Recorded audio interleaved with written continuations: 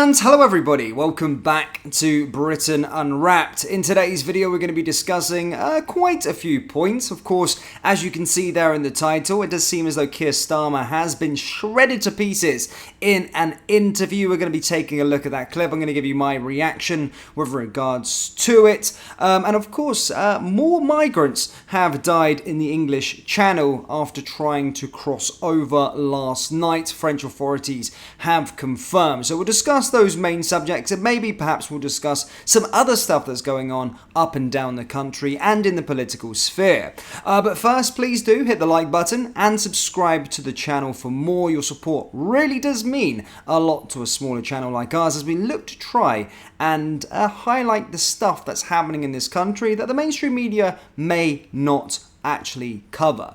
So let's of course start with this interview. And to be fair, Keir Starmer, a lot of people are kind of puppets towards Keir Starmer. They don't really stand up to him too much, apart from, you know, in the House of Commons now and then. But actual interviews done by the sort of mainstream media, you rarely see interviewers working for those sort of companies actually grill the Prime Minister. They usually don't go off script. So it was quite surprising to see a BBC correspondent actually go off script with regards to the interview and actually blast him and expose him and essentially call him a liar. Now, of course, the winter fuel payments has been a big topic, especially sort of last week or this week. Of course, after it was voted that it was going to be cut, pensioners would be losing their winter fuel allowance, and a lot of people may freeze this winter. And this is said to be the first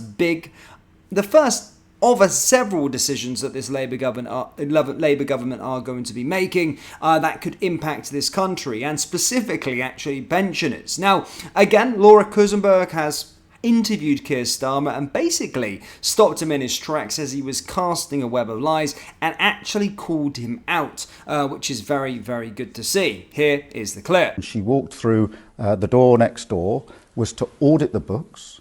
What she found was a £22 billion black hole this year. Now, she had a choice: pretend it isn't there, walk past it, or deal with it. Now, I just want to deal with it. I just want to stop you there. I just want to stop you there. On that 22 billion, I want everybody watching this to know and understand that nearly half of that 22 billion, £9 billion, comes from decisions that your government has made to give many public sector workers pay rises above inflation, including junior doctors getting 22% of an increase over 2 years. So again, when it comes to winter fuel allowance, that was a choice. It was a political decision for the reasons that you say. You want to sort out the economy. But how can you justify it to viewers who feel like it is an attack on some people who've worked hard all their lives? They're not wealthy. They don't have money to spare. And this year, if it's cold, they're going to be looking at the thermostat and wondering if they can pay their bills. Let me take that. So as you can see there, Keir Starmer using that same, thing that he always goes on about. Even in the House of Commons, we seen it in Prime Minister's questions this week, talking about this £22 billion black hole. However, when asked to show the evidence of it, whether, rate that being Rachel Reeves, Angela Rayner or Keir Starmer, they can't show the evidence of this £22 billion black hole, nor can they show impact assessments from people that are going to be dying over the winter due to the cutting of the winter fuel allowance. Everything is completely hidden under this Labour government, which is frustrating to see. But it's good to see people and interviewers like Laura Kuensenberg actually call the guy out. And as stated, he's responsible for this £22 billion black hole for giving people in public sectors pay rises, whether that be train drivers. They're already on vast amounts of money for what they kind of do, which will see their pay go up and see the pensioners lose out on certain things. But this is what Keir Starmer and this Labour government are all about. And if you were fairly new to these decisions that were going to be happening, get used to it, because this is what's going to be happening over the next 5 years. They're not the Labour of old or whatever like that. They are they are horrible, horrible people and are liars. And the only way to really get a new UK is, of course, reform. All of them are kind of the same, and Labour are even worse than the Tories. And we basically voted ourselves back under a Labour government for the next 5 years. So, do expect most of these things to happen over the next 5 years. Crazy decisions like that. Now, moving away from the sort of politics sphere, in fact, it still kind of stays under Keir Starmer's, jurisdiction, his problem that he's not sorting. But of course, as stated in the intro, multiple migrants have died while attempting to cross the English Channel. French authorities have confirmed last night. At least 8 people are understood to have died overnight while attempting to make the treacherous journey to Britain.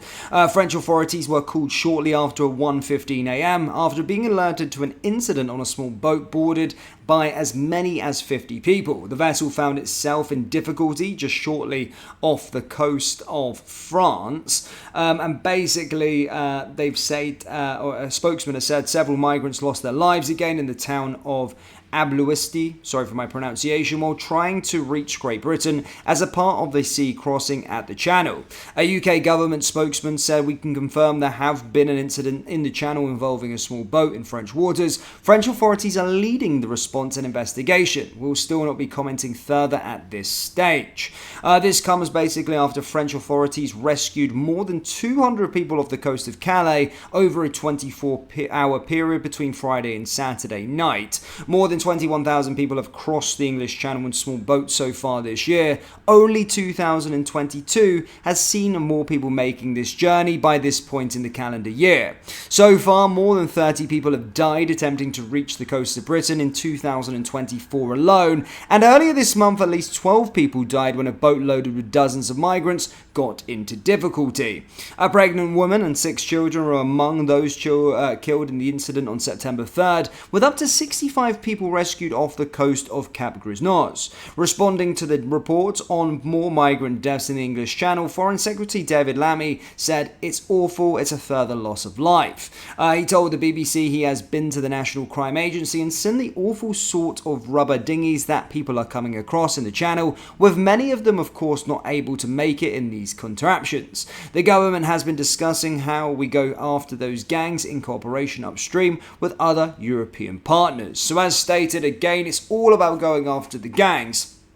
But not obviously making more of a proactive approach of stopping the boats. It's all well and good going after the gangs, but the real situation needs to happen is actually stopping the boats and putting in a deterrent system to stop people making this journey across. Look, death is bad, but it's on Keir Starmer's hands. He's not making any decisions. He's kicking this down the road in terms of like a Coke can, kicking it down the road and not dealing with the situation head on, and is constantly going on about other things. I think he just wants this to happen. And look, listen, it's really, really sad. No one should be losing their lives. And again, this is down to our government's negligence with regards to it. They're just kicking the Coke can down the path and just ignoring the problem whilst they look at pensioners and cut balances there. They need to go after this head on because it would stop a lot of problems in this country. Guys, that's all I've got for you today. If you enjoyed today's video, do hit the like button, hit the subscribe button, and let us know your thoughts with everything, or let us know your thoughts with regards to everything down there in the comment section below. This is only our second video. We do want to get better as time goes on, of course, higher production, all that kind of stuff, but your support means a lot. Please do hit the like button, hit the subscribe button, and I'll see you next time. Take care. Peace.